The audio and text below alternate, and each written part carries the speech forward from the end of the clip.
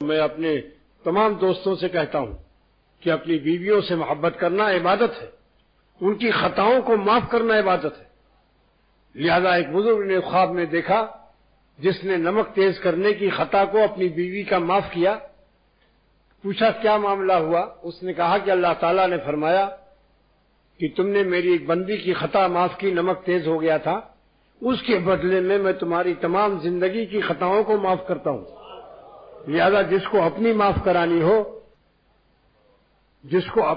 کرانی ہو اللہ سے، اللہ کے بندوں کی خطاؤں کو معاف کرنے کی مشق کرو، چاہے بیوی ہو چاہے دوست احباب ہو۔ مزاج میں کرختگی اچھی بات نہیں ہے، نصیحت بھی کرو تو چہرے پر جمال و تبسم ہو۔ مجھے اپنے احباب کے چہرے کو دیکھ کر اذیت پہنچتی، اگرچہ وہ میرے مخلص ہیں اور خانقاہ کے فائدے ہی کے لیے نصیحت کرتے، مگر انداز نصیحت مجھے ان کا پسند نہیں۔ نصیحت میں تلخی نہیں ہونی چاہیے، بالموعظۃ والحکمہ، نصیحت میں حکیمانہ انداز ہو کہ رائتا پلاؤ مگر شربت بنفشہ بھی ڈالو۔ اب میری حکیمی کام آئی کہ نہیں بتاؤ؟ اگر میں حکیم نہ ہوتا تو یہ بات سمجھ میں نہیں آتی۔ آپ بے شک نصیحت کرو لیکن ساتھ ساتھ اس میں مصری بھی ڈال دو، شربت بنفشہ ڈال دو۔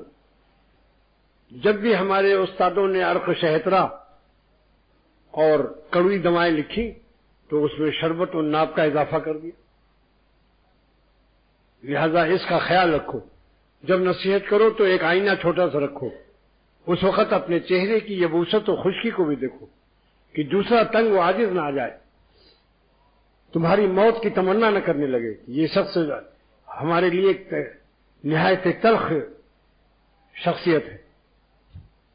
اسی بات کو پیار و محبت سے کہو کہ بھائی ہم لوگ یہاں اپنے بزرگوں کے پاس ہیں، ہماری کچھ ذمہ داریاں ہیں کہ ہمارے بڑوں کو کوئی تکلیف نہ پہنچے، لہذا ہر آنے والے کے ساتھ تلاشی بھی لو اور بات چیت بھی کرو کہ یہ کہاں سے آئے ہیں، آپ کہاں سے تشریف لائے ہیں، تاکہ دیکھ بھال بھی رکھو۔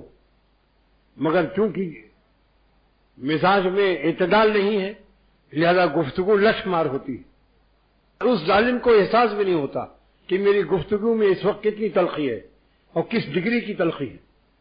اپنے مربی اور شیخ سے پوچھو اور بار بار پوچھتے رہو کہ میری انداز گفتگو میں کچھ فرق ہوا یا نہیں ہوا، یا ہم ٹٹ فاٹ ٹائٹ ہی رہے، ابھی تک کیٹ اور ریٹ سے آگے نہیں بڑھے۔ اگر اخلاق اچھے نہیں ہیں تو تمہاری تہجد بھی بیکار ہے۔